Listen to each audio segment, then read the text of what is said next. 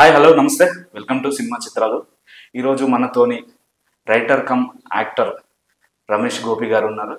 Sir Ramesh Gopi గారా రమేష్ రెడ్డి గారా? రమేష్ రెడ్డి. నేను గోపి అని నాతో పాటు తను ఉండేవాడు. ఓకే, ఇద్దరం కలిసి వర్క్ చేసేవాళ్ళం. ఫస్ట్ వచ్చింది నేను ఫస్ట్ వచ్చే ఇండస్ట్రీకి వచ్చిన తర్వాత నాతో తను కూడా తీసుకొచ్చాను. ఇద్దరం కలిసి వర్క్ చేసాం. ఓకే, అందుకని రమేష్ గోపి అని. రమేష్ గోపి అని రమేష్లో నాది రమేష్, తను గోపి. ఓకే, ఇద్దరం కలిపి రమేష్ గోపి అని టైటిల్. ఓకే, ఇప్పుడు యాక్టర్ అయిన తర్వాత ఓన్లీ రమేష్ రెడ్డి గారు అని పడుతుంది. యాక్టర్ అయిన తర్వాత ఈ మధ్యకాలంలో నేను వర్క్ చేస్తున్న ఫిల్మ్స్ కన్నట్లుగా రమేష్ రెడ్డి అని వస్తుంది. Okay, first of all congratulation sir. Gabbar Singh అనేది రిలీజ్ అయింది, సూపర్ సక్సెస్. ఫ్యాన్స్ అనేది ఎలా ఎంజాయ్ చేశారు?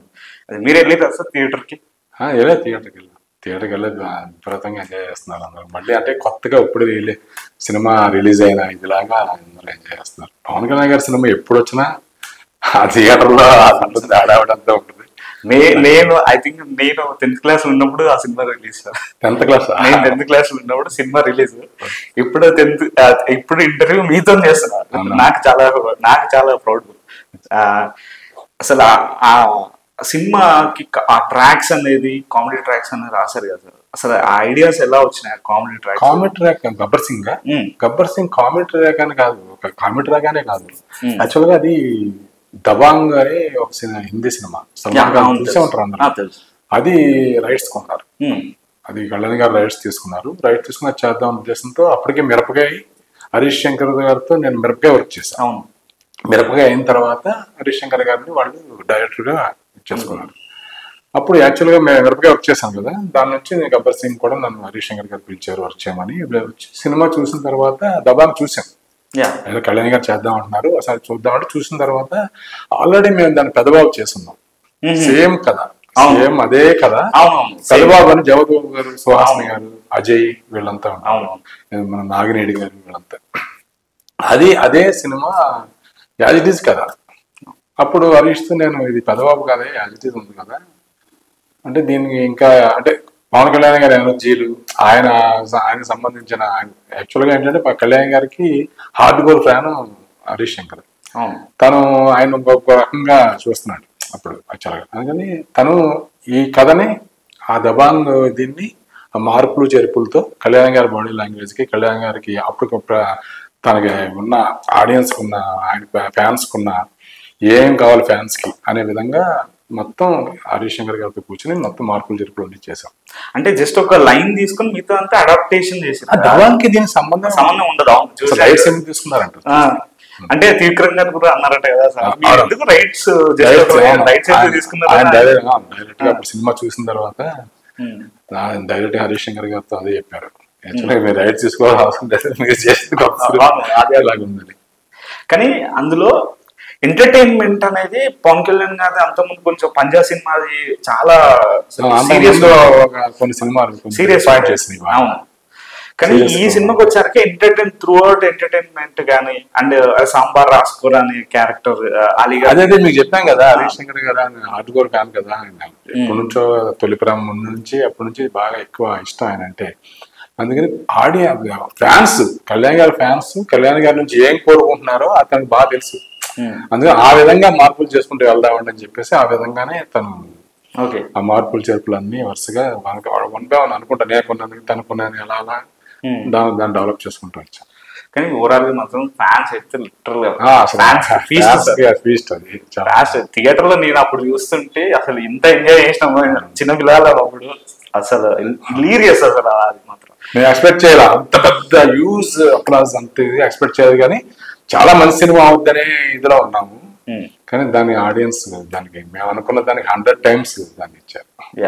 అండ్ అందులో మెయిన్ అంతాక్షరి సీక్వెన్స్ ఉంది కదా, దాని గురించి నేను మళ్ళీ అడుగుతాను అసలు ఎలా స్టార్ట్ అయింది అనేది నేను అడుగుతాను సార్. అండ్ పర్సనల్ గా మీరు సినిమా ఇండస్ట్రీలో చాలా మందికి మీరు రైటర్ అని తెలుసు. అవును. అండ్ పబ్లిక్ ఏంటంటే మీరు యాక్టర్ గానే తెలుసు. పబ్లిక్ ఎక్కువ అంటే రైటర్ గా తక్కువ మంది లేదు. అప్పుడు ఇంత మేము బిజీగా రైటర్ గా వర్క్ చేస్తున్న టైంలో ఇంత మీడియా, ఇంత ఎలక్ట్రానిక్ మీడియా, ప్రింట్ మీడియా ఇంత ఇదిగా లేదు.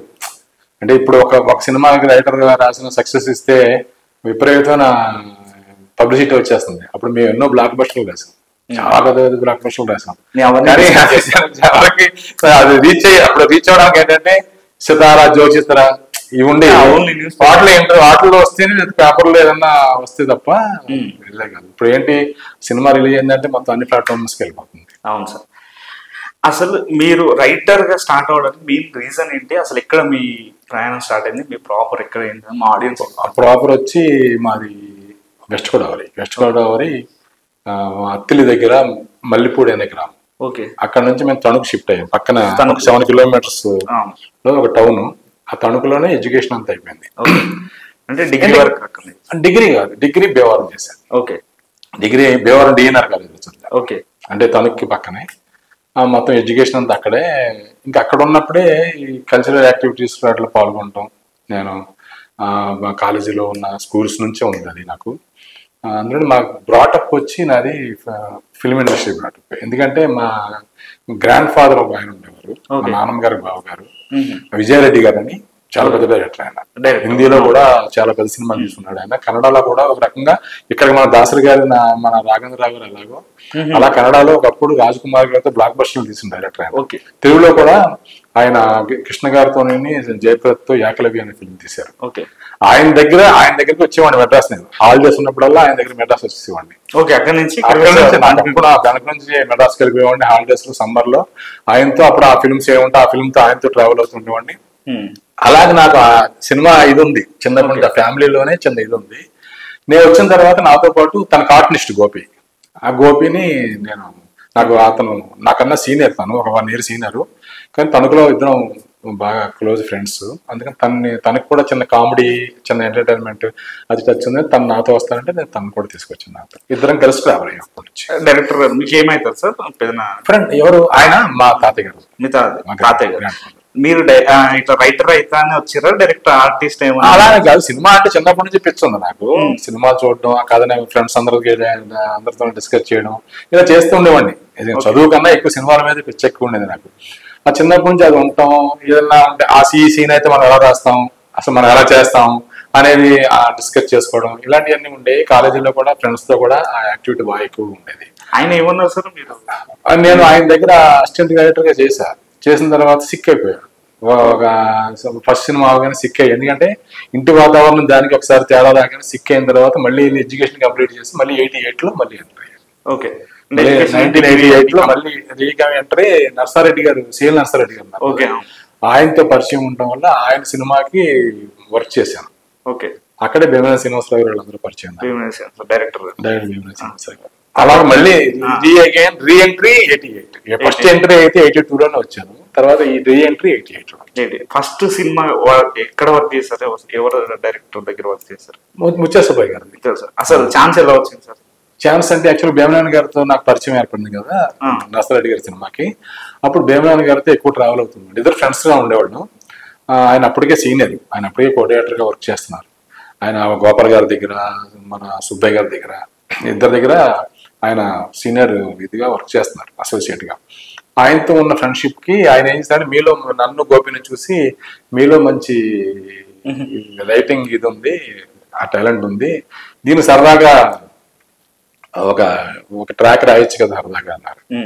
అయితే మన కృష్ణరాజు గారి సినిమా అది ఫస్ట్ది ఏంటంటే అది మన కిలక సీమియలే, అది డబ్బింగ్ సినిమా. ఆ సినిమాకి మేము ఏటర్ మోహన్ గారి నిర్మాత, సుబ్బయ్య గారి డైరెక్టర్. ఆ సినిమాకి ఫస్ట్ మేము ఒక చిన్న కామెంటరీ అక్కడ రాసాం. అది చూసిన ఏటర్ మోహన్ గారు అని వాళ్ళందరూ బాగా ఎంకరేజ్ చేశారు, బాగా రాశారని చెప్పేసి దాన్ని సిల్క్ స్మిత బ్రహ్మానంద గారి మీద ఫస్ట్ షూట్ చేశాం. అంటే కొంచెం ఐడియా ఉంది sir, Brahmananda garu silk Smitha comedy sleepwalk లో పెద్ద హిట్ అయింది.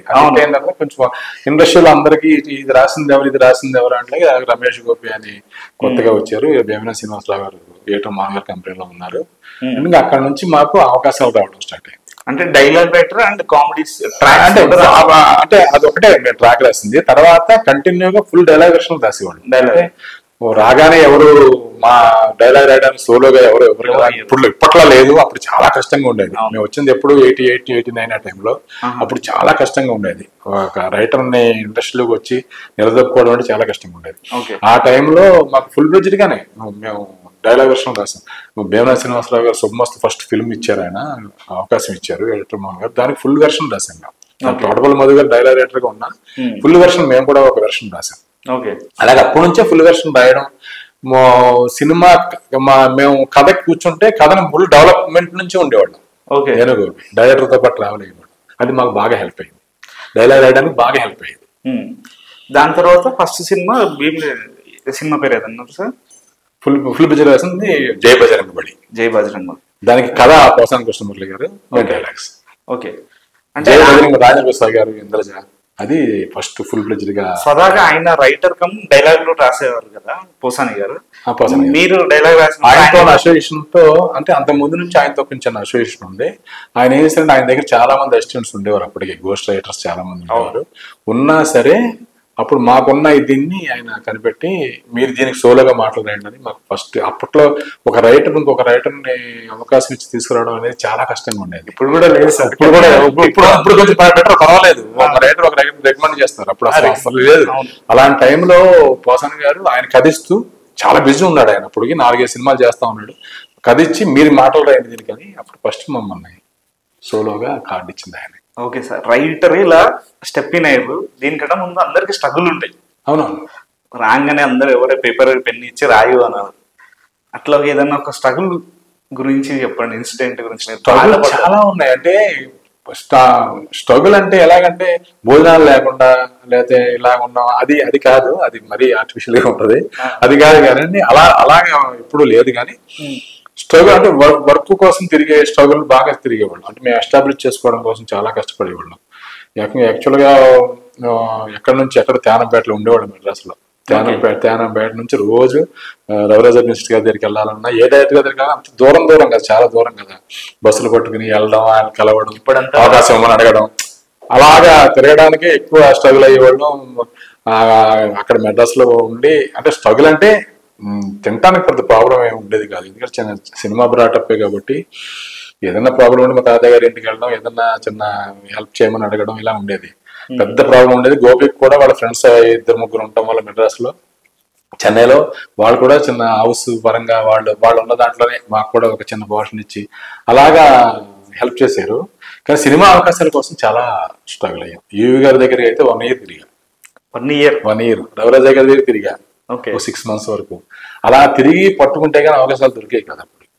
అంటే మీరు బాగా రాస్తున్నారని తెలిసినా ఆల్రెడీ వాళ్ళ దగ్గర పర్మనెంట్ రైటర్స్ ఉంటారు కదా, మరి ఆ రైటర్స్ కాదని మాకు అవకాశం ఇవ్వడానికి చాలా కష్టమైంది.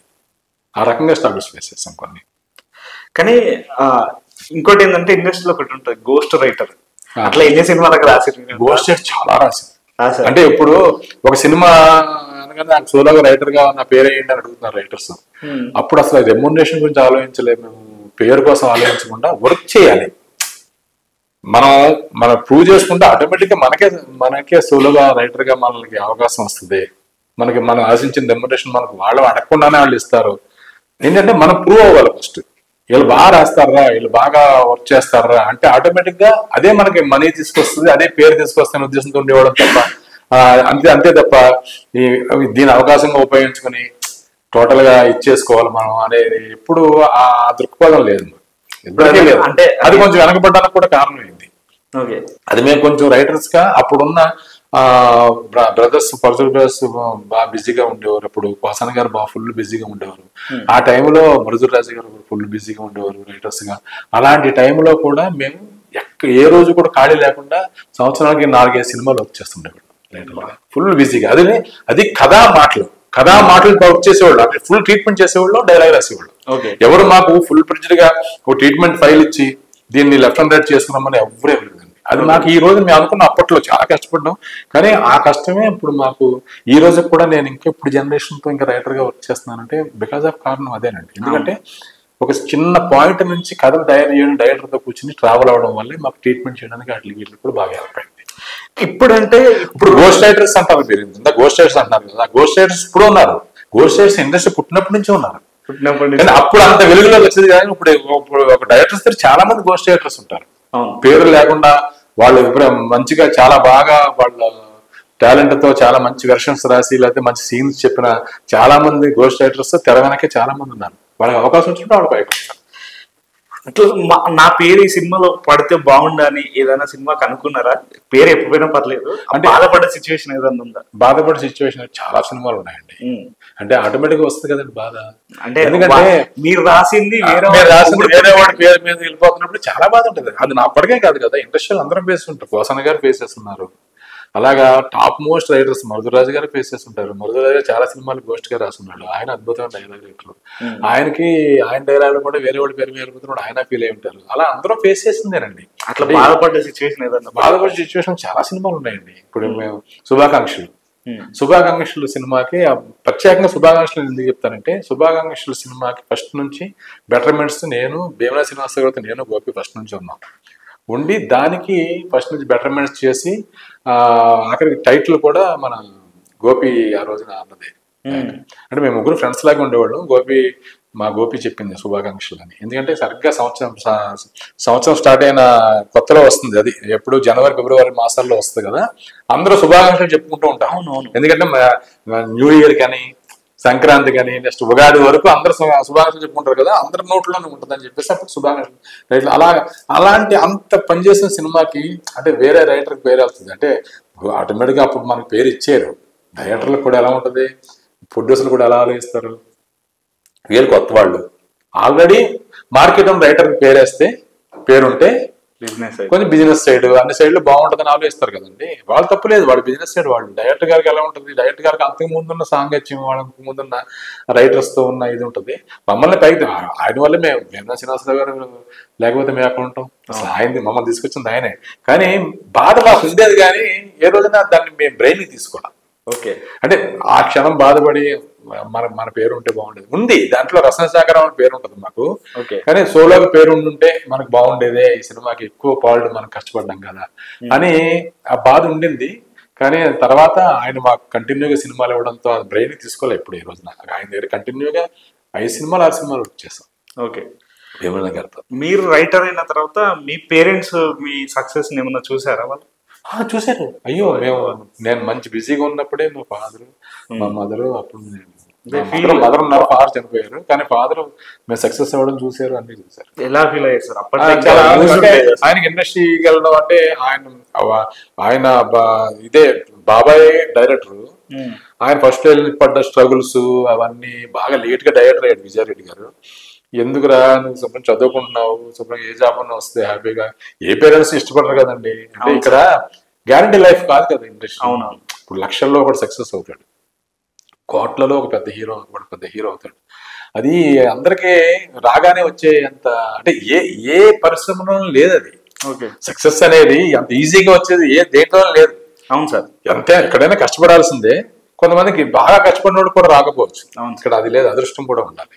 అవును, అందుకని మా ఫాదర్ ఏంటంటే చదువుకుని అభ్యస్తే పెట్టారు. తర్వాత సక్సెస్ అయిన తర్వాత సర్లే వీడేదో లైన్లో పడ్డాడు, వీడు అనుకున్నది ఏదో చేస్తున్నాడు మన దేశంతో తర్వాత వదిలేశారు. హ్యాపీ ఫీల్ అయ్యాను. నిజంగా సార్, అప్పట్లో ఏంటంటే ఇప్పుడు అనేది చాలా మీడియం అనేది ఈజీగా ఉంది కాబట్టి ఈజీ అందరికి తెలిసేది. అప్పట్లో చెప్పుకోవాల్సి వచ్చింది, మా పిల్లవాడు మా అబ్బాయి లేదు కదా, చెప్పుకోవాల్సి వచ్చింది. 88 టైం అంటే సితార్ చూసుకుంటాయి కానీ నేను ఏ సినిమా పని చేస్తున్నాను ఎవరికి తెలియదు. అంటే అప్పుడు కూడా సితార్లో కూడా మా పేరు ఏమని అంటే ఇప్పుడు సోలో రైటర్ పేరు వేస్తారు తప్ప గోష్ఠిగా పనిచేసిన పేరు వేయరు కదా. రచనా సహకారం పేరు ఏమంటే డైరెక్టర్ గారు రికమెండ్ చేసి అయి చేస్తే కానీ రచనా సహకారం పేరు వచ్చింది కదా. ఇప్పుడు అసలు ఒక సీన్ రాస్తే నా పేరు ఎందుకు రావట్లేదు స్క్రీన్ మీద అడుగుతున్నారు. అలా గోష్ఠిగా దగ్గర ఒక 100 సినిమాలు చేస్తుంటాం. గోష్ఠిగానే ఒక 100 సినిమాలు చేస్తుంటాం. అవును సార్, నాకు తెలిసి మీకు బాగా పేరు తెచ్చిన ట్రాక్ మాత్రం నాకు పెద్దబాబు సినిమాలో, పెద్దబాబు ఆంధ్రుడు, పెద్దబాబు ఆంధ్రుడు గురించి మాట్లాడుకోవచ్చు సార్. ఫస్ట్ పెద్దబాబు అసలు ఆ ఫోన్ ట్రాక్ అనేది అసలు ఎలా స్టార్ట్ అయింది? ఫోన్ ట్రాక్ అసలు ముందు ఉంది. ఎలాగంటే ఈవి గారిది, మన ఈవి శశి మా గురువు గారు, ఆయనకి ఇద్దరు సినిమాలో మేము ఫస్ట్ ఆ ట్రాక్ పెట్టాం. అది ల్యాండ్ లైన్ లో ఉండేది ఫోన్. ఓకే, బ్రహ్మానంద గారు, కోటేశ్వర గారు, ఏవిఎస్ గారు ముగ్గురు మీద ట్రయాంగిల్ ఒక ట్రాక్ చేసాం. చాలా పెద్ద హిట్ అది. ఓకే, ఆ సినిమా అంత పెద్ద హిట్ ఇవ్వడానికి ఒక పిల్లర్, మెయిన్ పిల్లర్ ఆ ట్రాక్. అవును, అప్పట్లో. ఇప్పుడు కూడా స్కిట్స్ వస్తానే ఉంటాయి. ఇక్కడ దుబాయ్ వెళ్ళిన ప్రోగ్రామ్స్ అన్ని, యూఎస్ వెళ్ళినా అందరూ ఆ ప్రోగ్రామ్స్ లో స్కిట్స్ చేస్తానే ఉంటారు. అదే ట్రాక్ ని సెల్ ఫోన్ లో చేసాం. అదే ట్రాక్ సెల్ ఫోన్ లో వస్తే ఎలా ఉంటది సేమ్ అని చెప్పి లక్ష్మీపతి గారి మీద, సునీల్ గారి మీద చేసాం. దానికి సునీల్ గారికి ఫిల్మ్ఫేర్ అవార్డు వచ్చింది.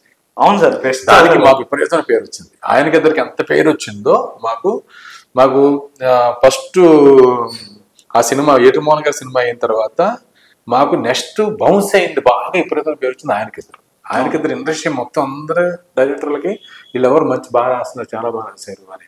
అక్కడ నుంచి మాకు మళ్ళీ పెద్దబాబుకి నెక్స్ట్ లెవెల్కి ఆ ట్రాక్ బాగా ఇప్పటికీ అందరూ చూస్తారు, అందరూ ఎక్కడికి వెళ్ళినా పెద్దబాబు ట్రాక్ నుంచి మాట్లాడతారు, ఆంధ్ర ట్రాక్ గురించి. అసలు ఐడియా మీరు ఎక్కడ చూసిరా లేకపోతే అది అంటే ఐడియా అంటే కథలో యాక్చువల్గా పసుపు పొన్నని తమిళ్ భాగ్యరాజ గారిది, భారతీరాజు గారిది. దాన్ని పరచూరు మురళి డైరెక్టర్ గారు యమల్ కుమార్ చౌదరి గారు జగత్బాబు గారితో చేద్దాం అనుకున్నప్పుడు సేమ్ అలాగే ఇప్పుడు దబాంగని ఎలాగైతే బెటర్మెంట్ చేసామో అలాగే పరచూరు మురళి గారితో కూర్చొని ట్రావెల్ అవుతూ మొత్తం సినిమా అంతా మేము ఇద్దరం, నేను, గోపి, స్వామీజీ, విజయ్ అని వాడు కూడా ఉన్నారు, మేము నలుగురం కూర్చుని మొత్తం అంతా దాన్ని డెవలప్ చేసుకుంటూ వెళ్తున్నప్పుడు కథలోంచి వచ్చిన అప్పుడు ఆ ట్రాక్ వస్తున్నప్పుడు లక్ష్మీపతి సునీల్ ఇద్దరు ఉన్నప్పుడు వీళ్ళిద్దరి మీద మధ్యలో ఏదైనా ఒకటి పెడితే బాగుంటుంది అంటే ఆయనకి ఇద్దరు ట్రాక్ని ఇప్పుడు అందరూ అప్పటికే సెల్ ఫోన్ అనేది విలేజ్ లో రిమోట్ విలేజెస్ కూడా వెళ్ళిపోయింది. అవును సార్, అవును సార్. అందరూ అప్పుడు నోకియాను మోటరోలియో ఓన్లీ ఫోన్ చిన్న అప్పుడు కొత్తగా వచ్చింది ఆ ఫోన్లన్నీ వాడేస్తున్నారు అప్పటికే. కాబట్టి సరదాగా అప్పుడు అందరికీ వెళ్ళిపోయింది కాబట్టి సెల్ ఫోన్ మీద పెడదాం, ఆ ల్యాండ్ లైన్ తీసుకొని సెల్ ఫోన్ పెడదాం, సెల్ ఫోన్ లో వాళ్ళ మధ్యన ట్రాక్ అలా క్రియేట్ చేసాం. క్రియేట్ చేసి సీన్లు అంటే సెపరేట్ గా ఉండదు, ట్రాక్ కథలోనే వస్తుంది. అంటే జగత్బాబు గారు బామ్మరది వచ్చి ఇద్దరేమో మంగళూరు ఊళ్ళో అంటే ఎక్కడ నుంచి వచ్చిన ఆ విలేజ్ లోనే ఒక క్యారెక్టర్ ఉంది, ఆ క్యారెక్టర్ల మధ్యలో వాళ్ళిద్దరి మధ్యలో చిన్న.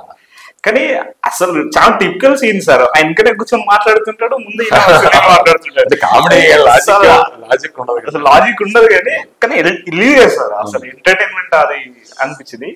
అండ్ ఇప్పుడు మెయిన్ అది ఓకే అయింది, అది అయిన తర్వాత ఆంధ్రుడికి వచ్చింది. ఆంధ్రుడు సేమ్ వాళ్ళిద్దరి మధ్య ట్రాక్ అసలు అంత సీరియస్ సినిమాలో లవ్ ట్రాక్ అండ్ బీహార్కి వెళ్ళినాక మొత్తం బతిపోవడం ఉంటుంది. అసలు ఆ ట్రాక్ అంటే యాక్చువల్గా పరచూరు మురళి గారిది ఆయన టచ్ ఎలా ఉంటుంది అంటే ఎంటర్టైన్మెంట్ లేకుండా సినిమా కథే చేయడం ఆయన. ఓకే, యాక్చువల్గా ఈ క్యారెక్టర్లన్నీ క్రియేట్ చేసుకున్నాడు ఆయన. ఫస్ట్ క్రియేట్ చేసుకుంటే అప్పుడు దాన్ని వీళ్ళిద్దరి మధ్యన మళ్ళీ ఒక ట్రాక్ లా చేద్దామని చెప్పేసి ఇద్దరు దొంగలు ఒక రైల్వే స్టేషన్ లో ఫామ్ ఫిల్ చేస్తుంటాడు, ఒక ఆటో అడుగుతుంటాడు, ఎవరు వెళ్ళిపోతే ఆ ఇంట్లోకి వెళ్తుంటారు దొంగల్లాగా అనేది ఒక ఐడియాతో ఫామ్ చేసుకుంటే సీన్లు చేసుకుంటే వెళ్ళాము. దానికి కూడా మాకు మంచి దానికి ఆంధ్రుడికి సునీల్ గారికే మళ్ళీ దానికి కూడా నందేవాడు వచ్చింది. దాంతో ఇంకా మా పేరు ఇంకా మంచి బాగా పైకి సునీల్ గారు అందాల రాముడు సినిమా ఇచ్చాడు మాకు. ఆ సినిమాతోనే మాకు సునీల్ గారు తన ఫస్ట్ హీరోగా చేస్తున్న సినిమాకి డైలారేటర్ గా అందాల రాముడు సినిమా ఇచ్చారు. కానీ ఆ సినిమాలో ఆంధ్రుడు సినిమాలో సెకండ్ హాఫ్ కొంచెం సీరియస్ అవుతుంది సార్ అని మీరేమన్నా అడగలేదు? సీరియస్ అవుతుందనే కథంతా లవ్ స్టోరీ అది. అవును సార్, లవ్ స్టోరీ అది వన్ సైడ్ అండి. హీరో ఆ అమ్మాయిని లవ్ చేస్తాడు, ఆ అమ్మాయి కోసం తను సాక్రిఫైస్ చేస్తాడు, చేసే క్యారెక్టర్ కదండి. ఆ ఫ్యామిలీకి ఉన్న గొడవల వల్ల వాటి వల్ల అంత సీరియస్ టోన్ లో వెళ్తున్న కథలో ఒక లైటర్ వేలో ఏదన్నా ఒక డైల్యూట్ చేసుకుంటే వెళ్ళకపోతే థియేటర్ లో మన ఆడియన్స్ ఎంగేజ్ చేయలేం. కాబట్టి ఆ ట్రాక్ ని అలాగా టోటల్ గా పొడిగించుకుంటా వచ్చింది. వాళ్ళని కూడా అక్కడ తీసుకు అప్పటికే కొంత దాని మీద ఇప్పుడు హీరో గారు గోపిచంద్ గారు అయితే అసలు అన్ని కామెడీ సీన్లు అయితే డైల్యూట్ అవుతాం బాగా అని ఆయన ఫీల్ అయ్యేవారు. కాదండి మమ్మల్ని నమ్మండి, డెఫినెట్ గా చాలా మంచి ఇది వస్తుంది, చాలా పెద్ద పేరు వచ్చింది ఆంధ్రుడు ఆ ట్రాక్ కూడా. అసలు ఆ డైలాగ్ హిందీ డైలాగ్ ఉన్నాయి కదా, వాళ్ళు బీహార్కి వెళ్ళిన తర్వాత వాళ్ళిద్దరు ఆ గూడ్స్ ట్రైన్ ఎక్కేస్తారు, ఎక్కిన తర్వాత సీల్ వేస్తారు, దానికి తర్వాత బీహార్ లో దిగుతారు. అక్కడ నుంచి వాళ్ళిద్దరు ఆ హిందీ రాక దాంతో పడే స్ట్రగుల్స్ అవన్నీ కూడా అక్కడ బాగుంటది సార్. అరే మన దేశం దాటి వచ్చినాం రా, ఈ కోన్సా గావే అని అంటారు, ఏ బీహార్ రాష్ట్రం అసలు ఇది హిలేరియస్ ఉంటది. అది ఎలా వచ్చింది సార్ చైన్ కుడు దానే. ఎప్పుడైతే సెకండ్ హాఫ్ మేము బీహార్ వెళ్ళిపోయాము ఆటోమేటిక్ వీళ్ళిద్దరిని కూడా తీసుకెళ్తే అక్కడ ట్రావెల్ చేయొచ్చు కదా అని ఉద్దేశంగానే ఆటోమేటిక్ గా క్యారెక్టర్లు కూడా అక్కడికి వచ్చినాయి. కానీ దానికోసం మేము ఏం చేసామంటే ఇక్కడ నుంచి ఎప్పుడైతే జనం వెనకబడ్డారో దొంగలని తెలిసిపోయింది ఇక్కడ ఆంధ్రప్రదేశ్ లో, వీళ్ళు పారిపోతే గూడ్స్ ట్రైన్ ఎక్కేశారు. ఆ గూడ్స్ ట్రైన్ ఎక్కేసారు, అది ఎక్కడికి వెళ్తుంది కూడా తెలియదు, అది బీహార్ వెళ్ళిపోయింది. వీళ్ళు తిరగ తలుపులు ఓపెన్ చేస్తే బీహార్ లో దిగారు అనేది. కానీ అక్కడికి వెళ్ళిన తర్వాత ఆ బీహార్లతో ఈయన తెలుగువాడని తెలిసిన తర్వాత ఈయన దగ్గర డ్రామా. కానీ ఇక్కడ వీళ్ళు హిందీ వాళ్ళు వీళ్ళని అడుగుతుంటారు కదా కబ్జాగా అని అన్నప్పుడు, కబ్జాలు గింజాలు ఏం చేయాలి, ఆటోమేటిక్ హిందీ రాదంటే ఆటోమేటిక్ గా భాష సంబంధించిన దానివల్ల చాలా కామెడీ జనరేట్ అవుతుంది కదా. మీరు ఆ సినిమా నుంచి వచ్చే మీమ్స్ మీరు అబ్జర్వ్ చేస్తుంటారా? చాలా చూసాను అది ఆ సినిమా. రైటర్ గా మీ ఫీలింగ్ ఎట్లుంటది అసలు? హ్యాపీగా ఉంటుంది కదండి, చాలా హ్యాపీగా ఉంటుంది. అది ఏ డబ్బు ఇవ్వలేదు, ఏ అవార్డులు ఏమి ఇవ్వలేదు, జనాల్లోంచి ఆ రెస్పాన్స్ వస్తుంటే ఇప్పటికి ఆయనకి ఇద్దరు అయితేనేంటి, పెదబాబు అయితేనేంటి, ఆంధ్రుడు అయితేనేంటి, ఇలా చాలా సినిమాలు ఉన్నాయండి. మీరు రాసిన శుభాకాంక్షల్లో ఇప్పటికీ సుధాకర్ గారి కామెడీలు అన్ని వేస్తుంటారు. అవన్నీ కూడా ఎక్స్ట్రాడినరీ అనుకుంటారా ఒక్కసారి? అరే మనము రేపటి ఉన్నా లేకపోయినా కామెడీ ట్రాక్లు ఉండిపోతాయి. డైలాగ్ వర్షన్స్ ఎన్ని సినిమాలు మాకు మంచి పేరు తీసుకొచ్చినాయండి. డైలాగ్ రాసిన సినిమాలు ఎంత డైలాగ్ రైటర్ కి ఎంత మంచి పేర్లు తీసుకొచ్చినామంటే ఆనందంగా. ఇలా రైటర్ గా సక్సెస్ గా ఉన్న మీరు ఇండస్ట్రీలో సడన్ గా యాక్టింగ్ వైపు ఎందుకు? యాక్టింగ్ అంటే ముందు నన్ను ఫస్ట్ యాక్టర్ గా స్క్రీన్ మీద చూపించింది రవిరాజ పినిశెట్టి గారు. దేవుడి సినిమాలో చిన్న వేషం చేశారు. బాలయ్యబాబు గారితోని సత్యనారాయణ గారి కాంబినేషన్ లో ఒక వేషం చేశాను. శివాజీరాజు గారి కాంబినేషన్ లో ఒక వేషం చేశాను. ఫస్ట్ నన్ను స్క్రీన్ మీద చూపించింది రవిరాజ పినిశెట్టి గారు. తర్వాత నేను డైలాగ్ రాసిన సీను సినిమా చూసారు, వెంకటేష్ బాబుది చూసాను. దాంట్లో ఒక డాక్టర్ వేషం చేశాను. దాంట్లో వెంకటేష్ బాబు మొత్తం వీళ్ళందరి కాంబినేషన్ లో ఒక డాక్టర్ వేషం చేశాను. అంటే అలా అప్పుడప్పుడు మధ్యలో తర్వాత భీమేశ్వర శ్రీనివాసరావు గారి సినిమాలో సుప్రభాతం దేంట్లోనూ ఒక వేషం చేశాను. అలా సరదాగా సెట్ లో ఉంటాం కాబట్టి రైటర్ గా డైరెక్టర్ అంటే మేము సినిమా ఎప్పుడునండి ఎలాగంటే సినిమా స్క్రిప్ట్ రాసి డైరెక్టర్ కి చేరిపోవడం కాదు, డైరెక్టర్ మమ్మల్ని త్రూఅవుట్ సెట్ లో కూడా ట్రావెల్ అనుకున్నాం. కాబట్టి అన్ని సినిమాలు సెట్ లో ఉండేవాళ్ళం కాబట్టి ఈ టోటల్ గా మాకు ఆ ఎన్వైరన్మెంట్ తెలిసేది. ఎప్పుడైనా డైరెక్టర్ గా ఈ సరదాగా ఫ్యాషన్ నువ్వు చేయంటే అలా చేసినవి ఉండే తప్ప ఫుల్ పేజీగా లేదు. అంటే మీరు ఎక్స్ప్లెయిన్ చేసి యాక్ట్ చేసేమని చూపించారు అలా ఎప్పుడు చేస్తాను సరదాగా నువ్వు చేసేలా అని. ఆ దేవుడికి అయితే అలాగే జరిగింది. అంటే నేను రాసుకుంటున్నాను కూర్చుని తెల్లాపూర్, ఇప్పుడైతే పెద్ద సిటీ అయిపోయింది, అది చిన్న విలేజ్ కదా తెల్లాపూర్. అప్పుడు తెల్లాపూర్లో షూటింగ్ చేస్తా ఉన్నాం, పంచాయతీ సీన్ ఏదో చేస్తున్నప్పుడు నేను రాసుకుంటుంటే సురేష్ గారు, కోఆర్డినేటర్ సురేష్ గారు వచ్చి డైరెక్ట్ గా రమ్మన్నారు. ఏంటని వెళ్తే రాసేయడం కాదు ఆ డైలాగ్ నువ్వే చెప్పాలంట అన్నారు. అప్పుడు టెన్షన్ స్టార్ట్ అయింది. ఎప్పుడు అంటే కాదు ఎవరు ఆర్టిస్ట్ అంటే సడన్ గా రాసుకుంటున్నాడు తీసుకొచ్చి నువ్వు ఇమీడియట్ గా ఈ వేషం నేను రాస్తున్న సీన్ నువ్వే, ఇప్పుడు ఆ సీన్ నువ్వే చేయాలంటే నాకు చిన్న టెన్స్ ఉంటుంది కదా. అంటే ఎంత ఎక్స్పీరియన్స్ ఉన్నా చిన్న టెన్స్ ఉంటుంది కదా. వద్దులే సార్ అన్న, బాగుంటుంది బ్రహ్మాండంగా చెప్తావు, డైలాగ్ చదువుతున్నావు, బ్రహ్మాండంగా రాస్తున్నావు, నీకేంటి చెప్తావు, నువ్వు బ్రహ్మాండంగా చెప్తావు, కాన్ఫిడెన్స్ ఇచ్చారు రవిరాజ పినిశెట్టి గారు. దాంతో అంత పెద్ద డైరెక్టర్ అంత మాట చేయాలి కదా అని చెప్పి చేశా. దాని తర్వాత చిన్న చిన్న చేస్తుంటే హరీష్ శంకర్ ఏమన్నారంటే డైరెక్టర్ గా రైటర్ సప్లై డైరెక్టర్ అవుతున్న స్టేజ్.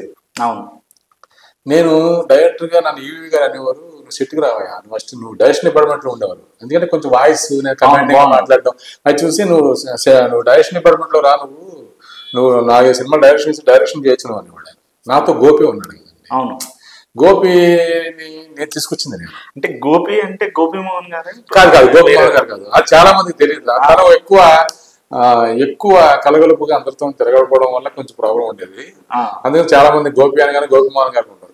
మాకు అవార్డు వచ్చినప్పుడు కూడా నంది అవార్డు వచ్చింది మాకు. వచ్చినప్పుడు కూడా గోపి ప్లేస్ లో గోపి మోహన్ గారు ఫోటో వేశారు. తర్వాత మాకు మళ్ళీ ప్రెస్ మీట్ పెట్టి చెప్పాము. తర్వాత ఓకే, అదొక ప్రమాదం ఉంది. ఇప్పుడు గోపి అంటే తను నాతో వచ్చారు కదా, తను నేను ఇద్దరం కూర్చుని నేను అలక్షణంగా నేను వేరే డైవర్ట్ తీసేసుకున్నాను. అందులో రైటర్స్ గా చాలా బిజీ ఉన్నాం. ఆ బిజీ ఉన్న టైంలో టక్కన ఆర్టిస్ట్ గా నేను ఫుల్ బిజీకి వెళ్ళిపోతే బ్రేక్ అయిపోతాం కదా టోటల్ అని, ఇది కరెక్ట్ కాదులే అని కూడా అనుకున్నాను. అది నేను వెళ్ళా. అందుకని హరీష్ శంకర్ గారు ఏమన్నారంటే ఎలాగ డైరెక్షన్ అంటే అప్పుడు ఆ డిపార్ట్మెంట్ గా లేదు, ఆ సైడ్ అసలు దృష్టి పెట్టలేదు, టైమింగ్ బాగుంటది కదా, ఆర్టిస్ట్ కి ట్రై చేయండి సరదాగా, మన దాంట్లో ఒక వేషం చేయండి అని చెప్పేసి గబ్బర్ సింగ్ కి ఒక బ్యాంక్ మేనేజర్ వేషం ఫస్ట్ ఇనిషియేట్ చేసింది హరీష్ శంకర్ గారు. ఆయన నాకు తెలిసి ఓపెనింగ్ సీనే నా మీద. అది ఫ్లాష్ ఫస్ట్ బ్యాంక్ లోపలికి వస్తారు కదా, లాకర్ లోపల ఉంది, లాకర్ అక్కడ ఉంది అని చెప్తాను. అది ఆ డైలాగ్ ఫస్ట్ సీక్వెన్స్. అవునవును. కానీ అంత పెద్ద సినిమా హిట్ అయిన సినిమాలో మీరు యాక్ట్ చేసారు చూసుకున్నప్పుడు ఏమనిపించింది? చాలా ఆనందంగా ఉంటుంది. ఎందుకంటే ఇంకో చిన్న ఫుల్ బిజీగా ఉన్న రైటర్ గా నుంచి చిన్న డైవర్ట్ తీసుకుని అక్కడ నుంచి అంటే అది చూసి మళ్ళీ వినాయక్ గారు నాయకులు దాని గురించి సపరేట్ గా మాట్లాడుకుందాం సార్. అసలు గబ్బర్ సింగ్ లో మీరు వర్క్ చేశారు కదా పవన్ కళ్యాణ్ గారు, అప్పుడు మీతో ఎలా ఉండేవారు? ఆయన చాలా బాగుంటారు అందరితో, సరదా సరదాగా అందరితో. అసలు సెట్ లో మీకు ఆయనకు ఇంటరాక్షన్ ఏదన్నా రైటర్ గా నా కంట్రిబ్యూషన్ ఏదన్నా ఆయన ఆశిస్తే కంపల్సరీ వచ్చి పిలిచి అడిగేవారు, ఇదేంటి ఇది, ఈ డైలాగ్ ఏంటి, ఈ డైలాగ్ ఏమైనా చేంజ్ చేస్తారా, లేకపోతే దీనికన్నా ఏమైనా బెటర్ వస్తుందా, ఇలా అంటూ ఆయన ఎప్పుడు నెక్స్ట్ లెవెల్కి స్క్రిప్ట్ ని తీసుకెళ్ళడం కోసం డిస్కస్ చేస్తారు కదా రైటర్తో, అలా డిస్కస్ చేస్తుండేవారు. అందులో సినిమాలో ఒక డైలాగ్ ఉంటుంది, నేను 10 మందికి కావాల్సిన నన్ను 10 కాలాలు చల్లగా ఉండాలి దీవించమ్మా అని ఫస్ట్ ఒక డైలాగ్ చెప్తాడు. అసలు ఆ డైలాగ్ ఫస్ట్ డే షూటింగ్, అసలు ఆ డైలాగ్ ఐడియా ఎలా వచ్చింది సార్? ఇప్పుడు చూస్తే ఆయనకు చాలా మంది మొన్న హరీష్ అదే అన్నాడు, మొన్న హరీష్ నేను ఇద్దరు కార్లో వెళ్తున్నప్పుడు హరీష్ అదే అన్నాడు, సార్ కొన్ని భగవంతుడు రాయేస్తాడేమో నా హేతలాగా, ఏంటో ఆ రోజున ఆయన ఫస్ట్ ఆయన వస్తారు, ఆయన కోసం ఫస్ట్ పొల్లాచి వెళ్ళాను, పొల్లాచి వెళ్ళి షూటింగ్ ఆయనతో షూటింగ్ అని వెళ్తే సడన్ గా ఆయన వేరే అర్జెంటుగా ఏదో వర్క్ పడిపోయి ఆ షూటింగ్ ఆయన రాలేకపోయాడు. అప్పుడు చైల్డ్ ఎపిసోడ్ ఉంది కదా, పూరి గారు వాళ్ళ అబ్బాయి, మన డైరెక్టర్ పూరి గారు వాళ్ళ అబ్బాయి ఆకాష్తో మొత్తం ఆ చైల్డ్ ఎపిసోడ్ చేసుకుని వచ్చాం. సెకండ్ టైం మళ్ళీ వెళ్ళాం, కళ్యాణ్ గారి షెడ్యూల్ అక్కడ పొల్లాచిలో పెద్ద షెడ్యూల్, చాలా large schedule, 1 month schedule. Second time వెళ్ళినప్పుడు ఫస్ట్ డే ఆయన ఎంట్రీ అయ్యే సీన్ అది, ఆ సీన్ ఫస్ట్ తను కళ్యాణ్ గారు ఎంట్రీతోనే ఒక డైలాగ్ చెప్దామండి, తల్లి దగ్గరికి అంటే చిన్నప్పుడు ఇంట్లోంచి పారిపోయిన వ్యక్తి, చిన్నపిల్లడుగా తల్లి అంటే విపరీతమైన ఇష్టం, కానీ అతనికి ఏంటంటే తండ్రి మీద చిన్న యావభావంతో తమ్ముడితోని చిన్న ఇదితోనే తన ఇంటికి దూరం అయిపోతాడు, మళ్ళీ తల్లి దగ్గరికి వస్తాడు, ఆ ఇంట్లో ఉన్న తన తల్లే, బయట వాళ్ళు ఎవరో తనకు సంబంధం లేదు అన్నట్టు, మిగిలిన వాళ్ళందరూ బయట వాళ్ళే అన్నట్టు వచ్చి ఆ తల్లి దగ్గర వచ్చి దేవిని తీసుకోవాలి. నేను అందరు మంచి కోరుకునేవాడిని, నేను 10 కాలాలు చల్లగా ఉన్నాను దీవించి, ఎందుకంటే నేను బాగుంటే అందరూ బాగుంటారనే ఉద్దేశంతో ఫస్ట్ ఆ డైలాగ్ రాశాడు తను హరీష్, నేను 10 కాలాలు చల్లగా ఉన్నా దీవించమ్మా, నేను బాగుంటే అందరూ బాగుంటారు అనేది. నిజంగా అది ఈ రోజు నిజమైంది. చలంగా చాలా హ్యాపీ ఫీల్ అయ్యి ఉన్నా ఆ రోజు, ఎందుకంటే ఆ రోజున షూట్ లో నేను ఉన్నా ఫస్ట్ డే హరీష్ శంకర్ మన కళ్యాణ్ గారిని డైరెక్ట్ చేయబోతున్నాడు, ఒక ఫ్యాన్ తను డైరెక్ట్ చేయబోతున్నాడు, ఇదంతా ఎగ్జైట్మెంట్ అదంతా కూడా హరీష్ నేను చూసాను, పక్కనే ఉన్నాను, నేను మానిటర్ పక్కనే కూర్చున్నాను కాబట్టి ఆయన దిగినప్పుడు ఆ ఎగ్జైట్మెంట్ నాకే తెలుస్తుంది, ఎందుకు ప్రత్యక్షంగా నేను ఉన్నాను ఆ రోజు కాబట్టి. ఆ డైలాగ్ రాసి తనకి మొన్న అనుకుంటున్నప్పుడు నాకు చాలా అనిపించింది, నాకు ఎగ్జాక్ట్ 10 years అది నిజమైంది. 10 years అది 10 మంది మంచి కోరుకున్న మనిషి ఆయన నిజంగా భగవంతుడు దీవించి ఈ రోజున పెద్ద పదవిలో కూర్చోబెట్టాడు, ఆయన బాగుండాలని కదా. ఇంకో డైలాగ్ కూడా ఉంటాయి, రికార్డులు వచ్చిపోతుంటాయి అవన్నీ ప్లాస్టిక్ అన్ని. హరీష్ అసలు ఒక ఫ్యాన్ తన మీద తను ఎలా చూపించాలో, తనకి ఏ డైలాగ్ అయితే తనతో చెప్పించాలనుకున్నాడు అవన్నీ లోపల పెట్టుకున్నాడు కదండి, అవన్నీ వచ్చేసి అంటే ప్రతి ఆ డైలాగులన్నీ తను కళ్యాణ్ గారికి తనే చేసుకునేవాడు. రీసెంట్ గా గబ్బర్ సింగ్ అనేది రిలీజ్ అయింది, అందులో అందరూ ఒకే పదంగా చెప్పేది ఏంటంటే ఆ అంతాక్షరి సీక్వెన్స్ ఎలా వచ్చిందంటే అండి, యాక్చువల్గా కళ్యాణ్ గారు ఏమన్నారంటే ఏదైనా ఒక మంచి ఇప్పుడు ఎప్పుడైతే ఆ విలన్ మనుషులందరినీ తీసుకొచ్చి లాక్ చేసి పెట్టామో ఈ బంచ్ లో ఒక హిలేరియస్ ఎంటర్టైన్మెంట్ లాగా ఏదైనా ఒకటి ఉంటే బాగుంటుందేమో అన్నాడు ఆయన. ఒకసారి ఆలోచించండి అన్నాడు ఆయన. అనగానే హరీష్ వెంటనే వచ్చి ఆఫీస్కి, సార్ ఒక పని చేద్దాం, మనం యాక్చువల్గా అంత్యాక్షరి అనేది ఇప్పుడు ఒక ఐటెం లాగా మనం అన్ని పెళ్లిళ్ళలో నాట్లో వీటిలో మనం చదువుకునే రోజుల్లో కూడా చేస్తూ ఉంటాం కదా, కూడా ఎక్కువ లేవు కాబట్టి అలాగా ఒక అంత్యాక్షరి లాంటిది పెట్టి వాళ్ళ చేత నిజం చెప్పించడం కోసం ఇలా ఒక అంత్యాక్షరి నుంచి పెడదావా అంటే చాలా బాగుందని నేను అన్నాను. అనగానే ఆ ఐడియా హరీష్దే, అంత్యాక్షరి ఐడియా తనదే. అక్కడ నుంచి నేను నాకు తోచిన పాటలు నేను సెలెక్ట్ చేశాను, నెంబర్ ఆఫ్ సాంగ్స్ డౌన్లోడ్ చేసుకున్నాం, గ్యాదర్ చేసుకున్నాం. కోఆర్డినేటర్స్ గారు అందరూ మొత్తం టీం అంతా కలుసుకుని సాంగ్స్ అన్ని గ్యాదర్ చేసి కరెక్ట్ గా పేర్చాం. ఓకే, అవును, ఏ సిచ్యువేషన్కి ఏమొస్తుంది దాంట్లో అమ్మ అమ్మ చూడాలి ఆ పాటని చెప్పగానే అసలు హరీష్ విపరీతంగా నవ్వాడు. అలా ఒక్కొక్కరు ఒక పాటను కంట్రిబ్యూట్ చేసుకుంటూ థాట్ అయితే హరీష్దే, కానీ ఇంకా అందరు కంట్రిబ్యూషన్ తోనే అంత మంచి అని. అసలు అది రాజశేఖర్ గారి రోజు పాటలన్నీ మొత్తం డౌన్లోడ్ చేస్తున్న పాటలన్నీ పెట్టుకుని డైరెక్టర్ ఒక ఆర్డర్ లో వాటిని ఎవరెవరు ఈ పాటలు పాడితే బాగుంటుంది, ఎవరెవరు ఇచ్చేస్తే బాగుంటుంది అనేది తను ఒక ఆర్డర్ గా. మీరు ఆ సినిమా రిలీజ్ అయినప్పుడు ఎక్కడ చూసారు? ఇక్కడ థియేటర్, అర్జున్ థియేటర్. అసలు ఫ్యాన్స్ తో చూస్తే పండగ అంటే అంతవరకు కళ్యాణ్ గారికి మంచి సినిమాలు ఉన్నాయి కానీ రిసీవ్ చేసుకోవాలి ఆడియన్స్. అవును, ఆయన మంచి సినిమాలు చేస్తున్నారు కానీ ఒక సీరియస్ టోన్ లో కొమ్మరం పూలు అయితేనేంటి, అది మన ఇంకోటి ఏంటి అంతకు ముందే మా ముందే పంజా సినిమా, ఇవన్నీ అంతకు ముందు ఇంకో సినిమా, అలా కొంచెం డిసప్పాయింట్ చేసిన ఫీలింగ్ లో ఉన్నాయి. ఆయన బాగా డిసప్పాయింట్ ఉన్న టైంలో ఒకసారి అసలు ఈ సినిమా ఆడియన్స్ కాదు మొత్తం ప్రపంచమే ఒప్పుకుంది కదా సినిమాని. ఇప్పటికీ కళ్యాణ్ గారి సినిమా రికార్డ్స్ లో ఆ సినిమాని మించిన సినిమానే ఇంకా నేను వస్తుంది అనుకోను, ఇంకా రావచ్చేమో, కానీ ఇప్పటి వరకు ఇదే. భవిష్యత్తులో రాదేమో అనలేను, ఎందుకంటే ఏదైనా జరగవచ్చు కదా, డెఫినెట్ గా రావచ్చేమో, కానీ ఇప్పటి వరకు ఉన్నదే మార్కులో గబ్బర్ సింగ్. ఎందుకంటే కళ్యాణ్ గారు కానీ గబ్బర్ సింగ్ అంటారు కదా ఎవరైనా. ఆయన చాలా పెద్ద హిట్లు ఉన్నాయి కానీ కళ్యాణ్ గారు కానీ గబ్బర్ సింగ్ అంటారు. అంటే ఇప్పుడు పవన్ కళ్యాణ్ గారు ఏమనలేదా సినిమా అది హిందీలో చాలా సీరియస్ గా ఉంటాయి కదా, మన దగ్గర కామెడీ ఏమన్నా అవుతుందా? కాదు కదా, ఆయన ఎక్స్పెక్ట్ చేసిందే మేము చేంజెస్ చేసి ఇచ్చాం. ఆయన ఎక్స్పెక్ట్ ఒకే ఒక సిట్టింగ్ అండి, ఒక్క సిట్టింగ్ లో మొత్తం ఆయన ఒక్క ముక్క కూడా మాట్లాడకుండా అసలు ఇది మార్చండి, ఈ సీన్ వద్దు, ఈ సీన్ పెట్టండి అని ఒక్కటి కూడా చేంజ్ చేయకుండా చేసిన సినిమా గబ్బర్ సింగ్. జూన్ 8 అంటే నాకు ఇప్పటికీ గుర్తు, 2011 జూన్ 8న కలకత్తాలో పంజా షూటింగ్ లో బ్రేక్ లో నరేషన్స్ ఇచ్చాడు Harish. June 8 first half second half full pledged గా విత్ డైలాగ్ వెర్షన్ నేరేషన్ ఇవ్వగానే ఒకసారి కవగలిగించుకుని షూటింగ్ వెళ్ళిపోండి అని చెప్పాడు ఆయన. హరీష్ శంకర్ గారు రీసెంట్ ఒక దగ్గర చెప్పారు, డబ్బింగ్ స్టూడియోలో పవన్ కళ్యాణ్ గారు సినిమా చూసి నా ఫ్యాన్స్ బాగా మెచ్చుకుంటారు, చాలా హ్యాపీ ఒక మాట, సూపర్ జడ్జిమెంట్ అయింది అది అక్కడే చెప్పేశారు. తర్వాత ఇప్పుడు మాకందరికీ బయట జనం అంతా ఇచ్చేసిన కళ్యాణ్ గారు ఫస్ట్ డబ్బింగ్ స్టూడియోలో మిడ్ నైట్ 4 or 5 అయింది. ఆ టైంలో హరీష్ని పిలిచి ఇలా హగ్గిచ్చి, హరీష్ చాలా మంచి సినిమా చేసావు నాతో, నువ్వు నా ఫ్యాన్స్కి ఏం కాలో చేసావు, వాళ్ళు ఆవురమంటూ ఉన్నారు, నిన్ను ఎక్కడో నెత్తిమే పెట్టుకుంటారా అన్నాడు. నిజంగానే ఇప్పటికీ హరీష్ శంకర్ని ఆ నెత్తిమే పెట్టుకుని తెచ్చలా, ఇంకా అలా నెత్తిమే పెట్టుకుని వస్తున్నారు. ఇప్పుడు ఆ బాధ్యత ఆ బరువుతోనే ఇప్పుడు ఉస్తాద్ మీద తను ఆ టెన్షన్ లో ఉన్నాడు బాబు తను, ఎందుకంటే డబ్బులు వస్తుంది కదా ఉస్తాద్ మీద, దానికోసం.